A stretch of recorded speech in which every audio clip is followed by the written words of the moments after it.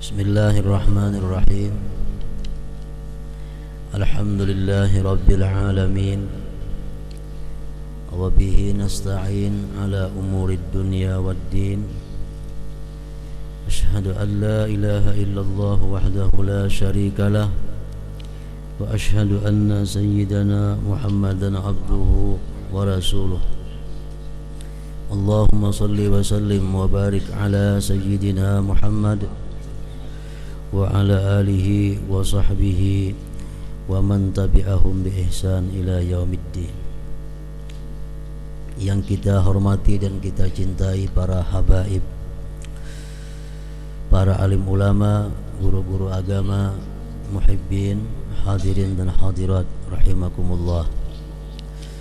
Puji syukur selalu kita haturkan kehadirat Allah Subhanahu wa ta'ala atas anugerah yang diberikan kepada kita, sehingga kita pada malam ini kembali dapat berkumpul bersama-sama.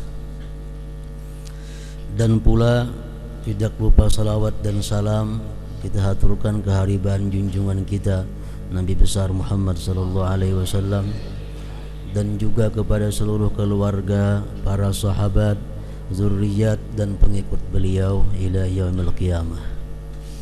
Para muhibbin rahimakumullah,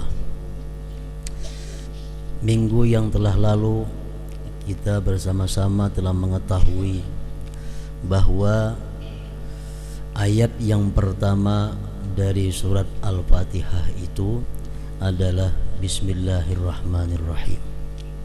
Itulah yang disebut dengan mazhab Imam Asy-Syafi'i radhiyallahu an. Bismillahirrahmanirrahim artinya adalah dengan nama Allah yang Maha Pengasih lagi Maha Penyayang. Abda'u, aku mulai.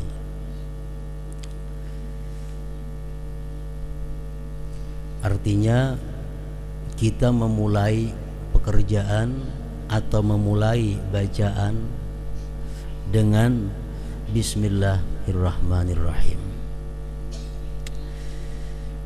Kita mengucap Bismillahirrahmanirrahim itu banyak makna yang terkandung di dalamnya. Pertama, tabarruk bismillah, kita mengambil berkah dengan nama Allah. Oleh karena itu ada yang menanyakan kenapa dengan nama Allah tidak langsung dengan Allah. Kan di situ bismillah artinya dengan nama Allah. Jakanya langsung aja bang, billah dengan Allah, tanahap sedikit. Para ulama menjawab pertanyaan itu dengan beberapa jawaban. Pertama, membedakan dengan sumpah dan tabarruk. Karena bila mana billah itu bisa artinya dengan Allah, bisa juga artinya demi Allah. Nah, untuk membedakan itu lalu disebut bismillah. Yang kedua, mereka menjawab dengan nama Allah. Artinya adalah nama Allah saja sudah bisa mendatangkan berkah, apalagi billah dengan Allah. Kalau andai kata langsung dengan Allah, maka itu memberikan paham seolah-olah dengan namanya tidak ada berkah. Nah, jadi kalau dengan namanya aja sudah ada berkah, apalagi dengan Allah. Nah, oleh karena itu disebut Bismillahirrahmanirrahim. Pertama, kita mengambil berkah dengan nama Allah. Jadi sebelum kita berbuat sesuatu, sebelum kita melakukan sesuatu, pertama dahulu kita mengambil berkah dengan nama Allah. Yang kedua, ta'zimun lillah. Kita mengucap Bismillahirrahmanirrahim itu ada di dalamnya mengandung membesarkan Allah. Ta'zim. Kita mulai sesuatu dengan nama Allah, Nah, itu membesarkan Allah. Dan lagi dengan bismillahirrahmanirrahim itu kita mukhalafatul musyrikin, kita berbeda dengan orang-orang musyrik. Orang musyrik biasanya mereka setiap ingin memulai sesuatu perbuatan, mereka mengatakan demi berhala, demi apa, Tuhan-Tuhan yang disembahnya itu. Nah, sedangkan kita kaum muslimin bismillah, dengan nama Allah. Kemudian lagi di dalam bismillahirrahmanirrahim itu ada mengandung bahwasanya kita itu al-inqita' ilallah. Kita hanya berharap, kita hanya berpegang hanya kepada Allah. Dalam melakukan sesuatu perbuatan yang ingin kita lakukan, kita hanya semata-mata berpegang kepada Allah. Kita semata-mata hanya mengharapkan rahmat Allah. Bismillah, dengan nama Allah. Yang lain tidak ada. Nah. Dan lagi dengan kita mengucap bismillahirrahmanirrahim, di situ ada al-iqrar bil uluhiyah. Kita mengakui ketuhanan. Kita mengakui bahwa Allah itu Tuhan yang Maha Pengasih lagi Maha Penyayang. Dengan mengucap bismillahirrahmanirrahim itu terkandung juga di dalamnya adalah isti'anatun billah, minta pertolongan kepada Allah. Artinya aku mulai membaca, aku mulai melakukan ini dengan nama Allah yang Maha Pengasih lagi Maha Penyayang. Artinya apa? Dengan meminta pertolongan kepada Allah yang Maha Pengasih lagi Maha Penyayang. Dan yang tidak kalah pentingnya, dengan kita mengucap bismillahirrahmanirrahim sebelum kita melakukan sesuatu yang mulia itu tardus syaitan, gunanya pula adalah menolak syaitan.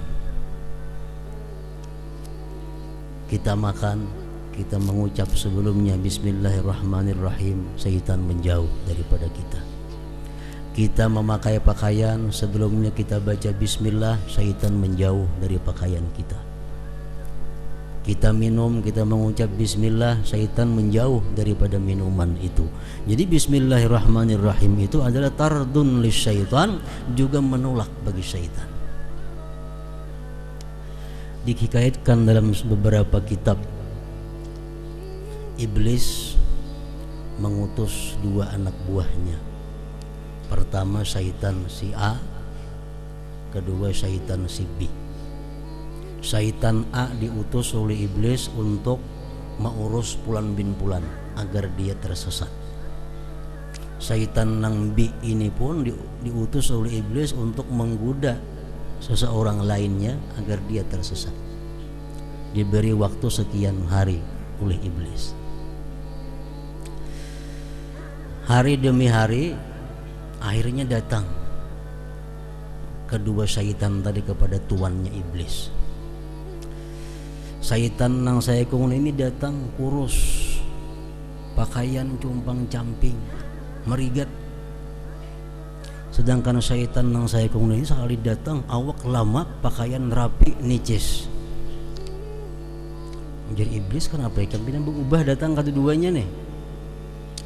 Ujar nang kurus karing itu, nang pakaiannya cumpang camping tadi, wahai iblis, engkau mengutus aku kepada laki-laki nang bila makan bismillahirrahmanirrahim, bila hendak minum bismillahirrahmanirrahim, hendak berpakaian bismillah, hendak berkendaraan bismillah, turun dari rumah bismillah. Jadi aku kata ada kesempatan untuk menggoda laki-laki itu. Akhirnya ia kejadianku macam ini, awak kurus karing bagi cumpang camping, ikam nang lamak nini bang berpakaian pinarapi ini apa? Aku ikam utus wahai iblis kepada orang nang makannya kada bismillah, minumnya kada bismillah, berpakaiannya kada bismillah. Ya macam ini jadinya aku lamak pakaian baik. Artinya apa? Setiap kita makan makanan kada mengucap bismillah sebelumnya, itu syaitan ikut makan bersama kita. bukan mengurangi kanyangnya kepada kita, tapi mengurangi berkah makanan itu. Makanan yang kurang berkah itu apa jadinya? Membuat kita malas untuk taat, malas untuk ibadah, malas untuk berbuat kebaikan. Itu akibat daripada makanan yang kurang berkah. Jadi kada gampang, bukan masalah inting. Kalau kita makan bismillahirrahmanirrahim, walaupun makannya sedikit, makanan ini jadi berkah. Bila makanan ini jadi berkah, memberikan kekuatan kepada tubuh kita untuk beribadah, rajin sembahyang, rajin menuntut ilmu, rajin berbuat segala macam kebaikan. Nah, jadi itu pentingnya bismillahirrahmanirrahim ini sebelum makan dan minum itu.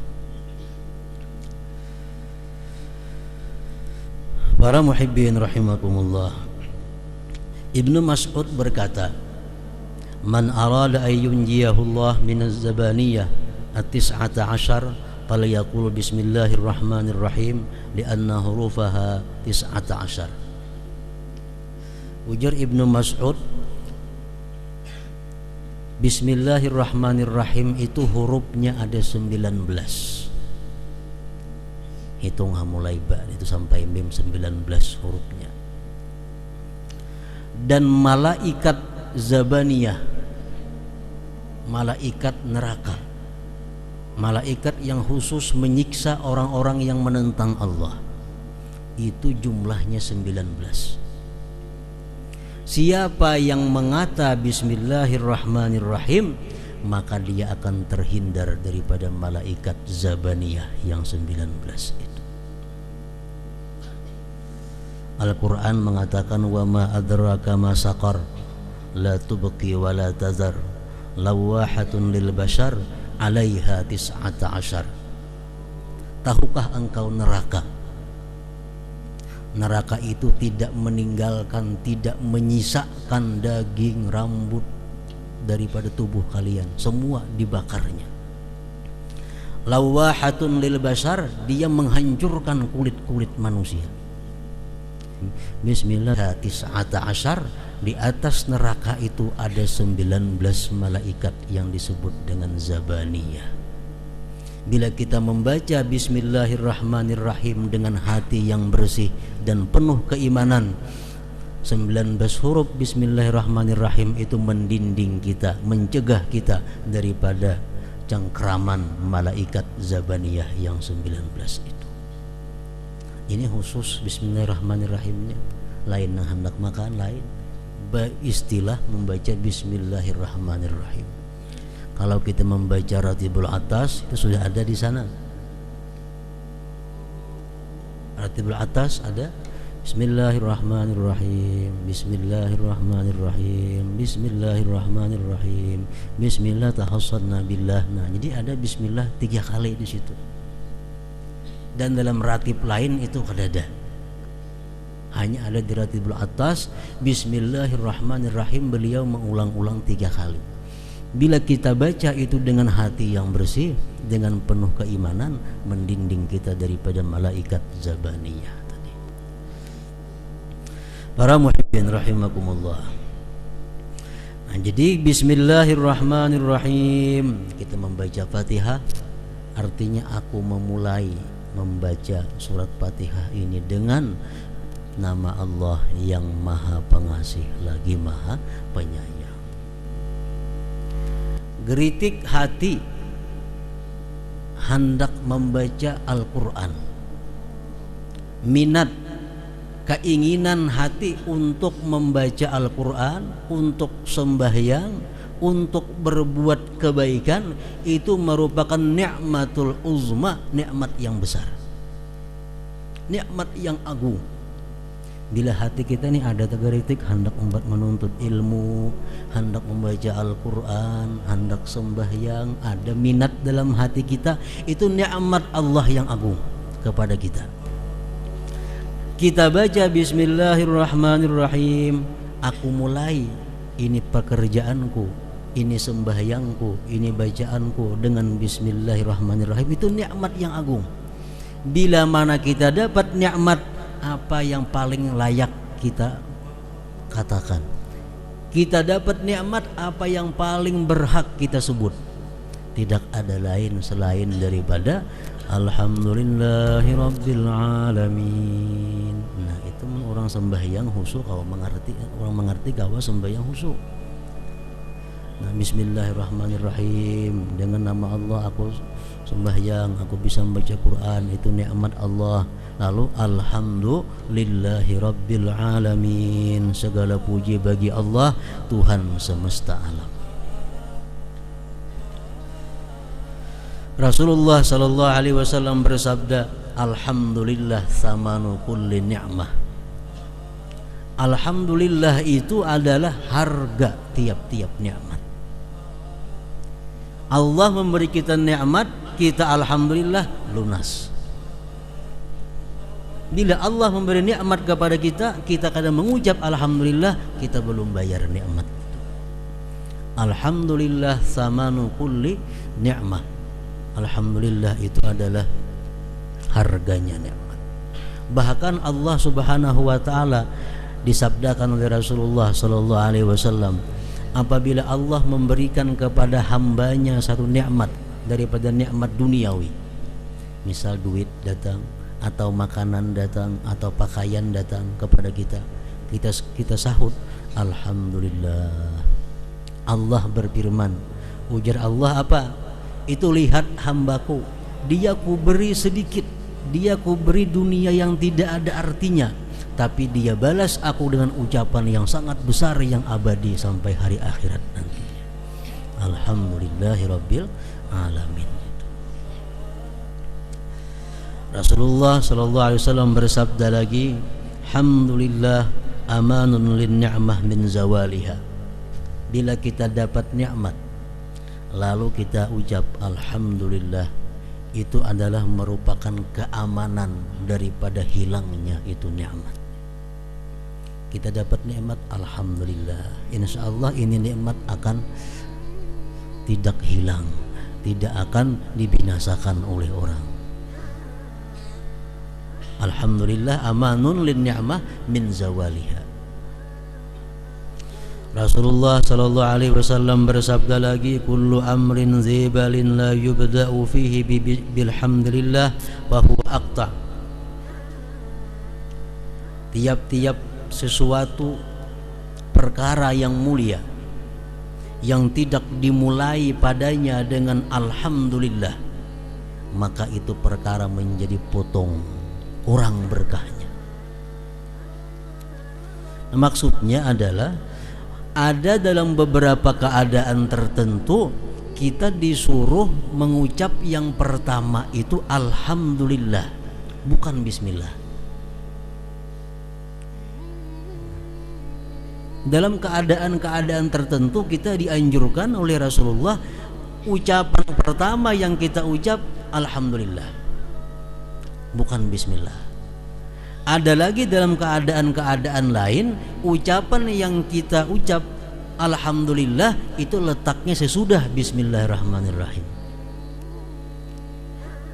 Nah, oleh karena itu para ulama mengatakan bahwa mengucap alhamdulillahi rabbil alamin itu kadang-kadang hukumnya wajib, seperti kita sembahyang alhamdulillahi rabbil alamin, itu wajib. Kalau ketinggalan itu pada sah sembahyang. Nang wajib lagi dalam khutbah Jumat, alhamdulillah wir hatib, nah itu wajib. Ada lagi alhamdulillah itu mengucap hukumnya sunat, seperti waktu khutbah nikah. Khutbah nikah itu dimulai dengan alhamdulillah, itu sunat. Memulai doa dengan alhamdulillah itu sunat. Tapi sebaiknya doa itu dimulai dengan bismillahirrahmanirrahim dahulu, nang kedua hanya alhamdulillah.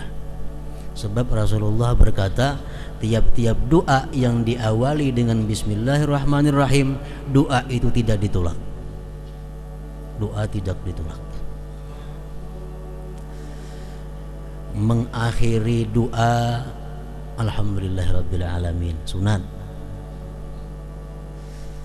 sesudah makan, sesudah minum, sunat.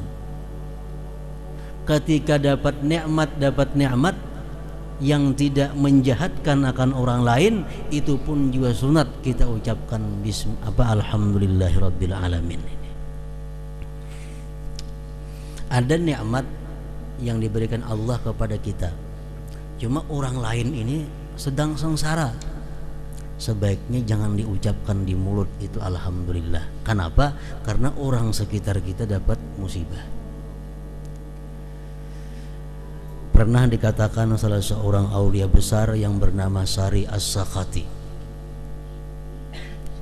ini semasa dengan Imam Al-Junaid Al-Baghdadi, ujar Sidin, aku beristighfar selama 30 tahun.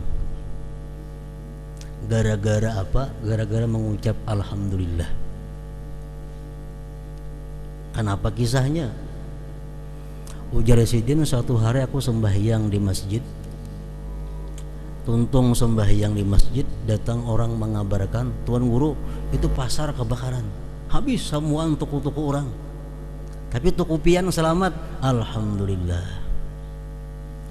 Hanya aku tak pikir Sidin, aku mengucap alhamdulillah di atas penderitaan orang lain. Aku istighfar, tubat kepada Allah selama 30 tahun dengan ucapanku alhamdulillah itu. Mestinya aku kadang mementingkan nikmatku yang selamat itu, nang kupikirkan adalah ribuan toko orang nang terbakar itu, nang kupikirkan bukan nikmat nang ku terima tokoku itu selamat. Nah, jadi mengucap alhamdulillah ini pun ada aturannya juga.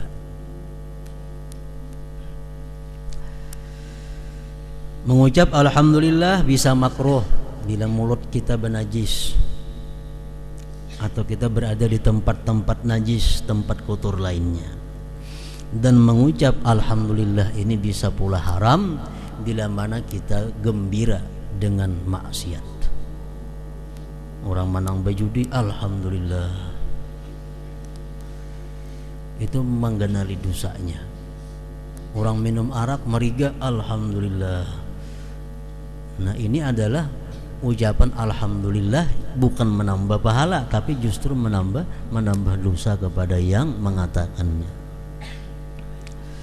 Para muhibbin rahimakumullah, alhamdulillahi rabbil alamin itu kadang-kadang dalam beberapa keadaan alhamdulillah ujungnya diganti kada rabbil alamin, tergantung keadaan yang menuntutnya. Seperti kita habis bangun guring, Rasulullah mengajarkan kalau kita bangun guring, apa yang kita baca? Alhamdulillahilladzi ahyana ba'dama amatana wa ilaihin nusyur. Jadi orang tuh mengetahui hati kita ini apakah untak dengan Allah, apakah hati kita ini selalu berada dalam kasih sayang Allah. Mengetahuinya salah satunya adalah orang itu bila bangun guring, alhamdulillahilladzi ahyana ba'dama amatana wa ilaihin nusyur. Artinya apa? Orang tuh begitu bangun guring karena ada pikiran lain selain daripada memuji Allah. Itu menunjukkan bahwa hati orang ini hidup sebenarnya. Kalau orang-orang yang hidupnya sibuk dengan hal-hal duniawi, mungkin bangun guring kadang alhamdulillah, nah apakah dicarinya ujuk-ujuk. Itu kita bisa merasakan, kita bisa menilai diri kita, bangun guring itu apa nang kita gawi, apa nang kita ucap. Kalau hati kita ini hidup terhubung dengan Allah, mesti kita ucapkan alhamdulillahilladzi ahyana ba'dama amatana wa ilaihin nusyur. Nang kada hafalnya banyak lagi nih tuh. Alhamdulillah alladzi ahyana ba'dama amatana wa ilaihin nusyur. Kada alhamdulillah rabbil alamin kada. Kita keluar dari WC, gufranak, alhamdulillahilladzi azhaba anniyal adza wa afani. Alhamdulillah alladzi azhaba, jangan alhamdulillah rabbil alamin keluar WC. Ada aturannya alhamdulillah.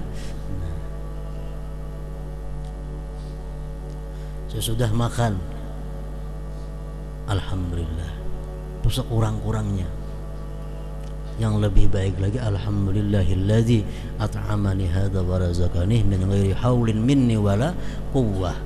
Ujar Rasulullah mengatakan yang artinya, siapa yang makan sesudah makan dia mengucap alhamdulillah alladzi at'amani hadza wa razaqani min ghairi haulin minni wala quwwah, Allah ridha daripadanya, Allah mengampuni dosa-dosanya. Mana parut kanyang, dosa diampuni Tuhan. Kalau imbah makan alhamdulillahilladzi at'amani hadza wa razaqani min ghairi haulin minni wala quwwah. Andak di meja makan itu gana-gana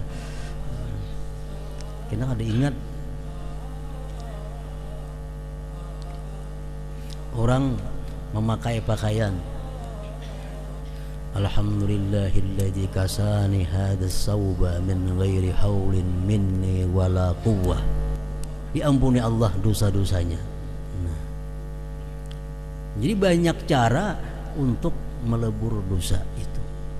Kadang melalui istighfar,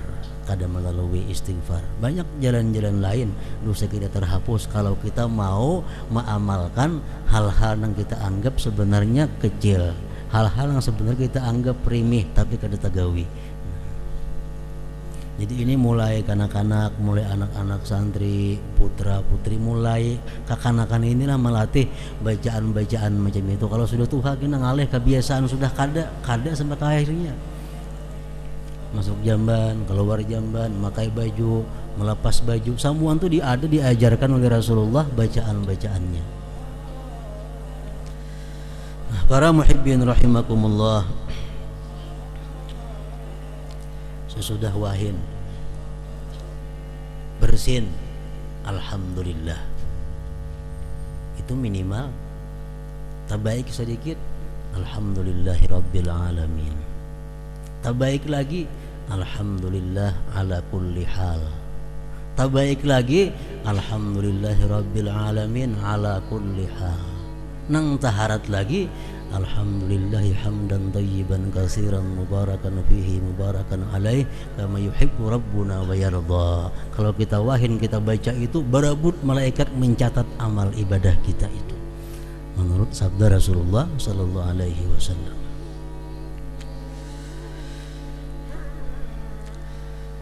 Menurut perkataan para ulama, alhamdulillah samaniyatu ahrufin wa abwabul jannah samaniyah. Faman qala hadhihi samaniyah an safai qalbihi istahaqqa samaniyata abwabil jannah. Alhamdulillah itu adalah 8 huruf. Pintu surga pun 8 huruf.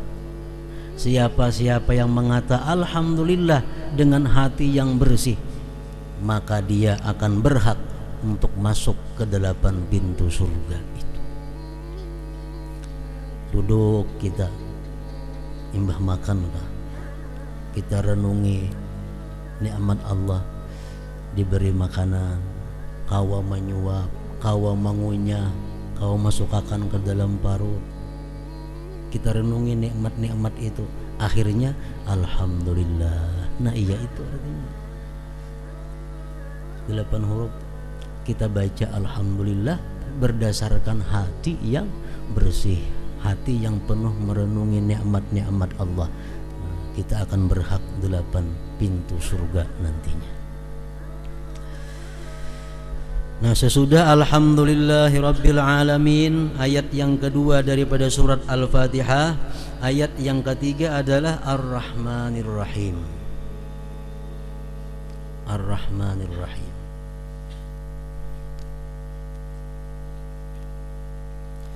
Alhamdulillah artinya segala puji bagi Allah. Nah, itu memberikan 2 makna. Satu, maknanya kita menetapkan bahwa adanya Allah. Yang kedua, kita menetapkan bahwa pujian milik Allah. Alhamdulillah artinya segala puji bagi Allah. Kita menetapkan bahwa Allah itu ada dan pujian milik Allah. Kenapa dalilnya Allah Ta'ala itu ada? Rabbil Alamin, itu dalilnya. Rabbil Alamin. Alamin adanya alam, dalil Allah Ta'ala itu ada. Rabbi itu artinya memelihara, mengelola alamin, semesta alam. Alam binatang, alam pohon-pohonan, alam apapun, Rabbinya adalah Allah, pengelolaannya adalah Allah. Dan sekejap pun kada bisa terlepas daripada pemeliharaan Allah Subhanahu wa ta'ala. Andai kata ada batu itu terlepas daripada pelihara Allah, barang sekejap mata batu itu akan pecah. Andai kata ada pohon yang sekejap pun terlepas daripada pemeliharaan Allah, pohon itu bakal mati. Jadi Rabbil Alamin, Tuhan pemelihara. Rabb itu artinya pemelihara, pengelola alam semesta ini. Dalil adanya Allah adalah alam. Dalil Tuhan itu berhak dipuji, Ar-Rahmanir Rahim, Maha Pengasih, Maha Penyayang. Itu arti yang biasa kita pakai. Ar-Rahmanir Rahim itu Maha Pengasih, Maha Penyayang. Padahal artinya menurut para ulama adalah Ar-Rahman itu artinya yang memberikan nikmat yang besar, yang agung, yang memberikan nikmat-nikmat yang agung seperti nikmat iman, nikmat Islam, nikmat umur, nikmat sihat, nikmat melihat, nikmat mendengar. Itu Ar-Rahman. Kalau Ar-Rahim yang memberikan nikmat yang kecil-kecil, seperti bertambahnya iman, seperti bertambahnya ilmu, seperti tajamnya dua mata, seperti tajamnya dua pendengaran. Itu adalah nikmat yang kecil-kecil, urusannya Ar-Rahim. Jadi Allah memberikan nikmat yang besar-besar dan nikmat yang kecil-kecil. Ar-Rahmanir Rahim.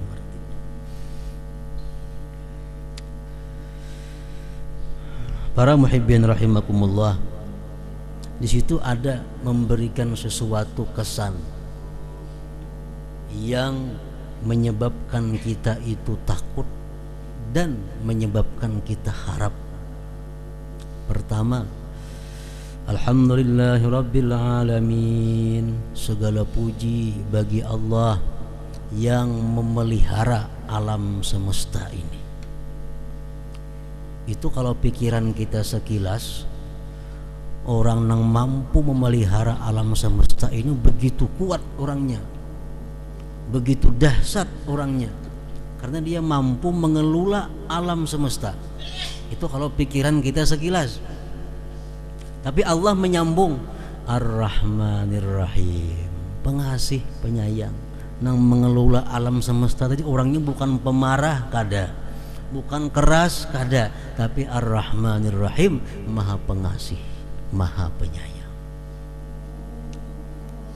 Nah, dengan adanya Ar-Rahmanir Rahim ini, hati kita ada senang, hati kita ada gembira, karena Tuhan yang mengelola kita ini adalah orangnya pengasih lagi penyayang. Kalau kita selalu berpikir bahwa Allah itu pengasih penyayang, itu yang dipikirkan, itu kita akan tertipu dengan Allah. Lalu Allah memberikan ketegasan lagi di ayat yang berikutnya, Maliki Yaumiddin. Allah itu bujur pengasih penyayang, tapi dia adalah raja di hari kemudian. Dan ngaran raja itu apa orangnya? Pasti bersikap adil. Arti adil apa? Memperhitungkan segala sesuatu yang besar dan yang sekecil-kecilnya. Itu membuat kita takut lagi kepada Allah Subhanahu wa ta'ala. Nah, jadi artinya apa?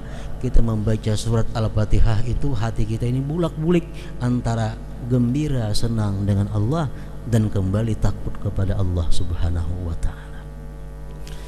Alhamdulillahirabbil alamin, Ar-Rahmanir Rahim, Maliki Yaumiddin, raja pada hari pembalasan nanti.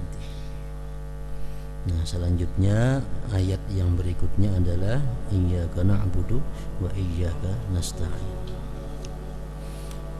Kita membaca surat Al-Fatihah yang kita hadiahkan untuk Habib Zain bin Ahmad Al-Idrus agar beliau disihatkan, diafiatkan oleh Allah Subhanahu wa ta'ala. Wa ila hadratin Nabi sallallahu alaihi wasallam. Al-Fatihah. Bismillahirrahmanirrahim.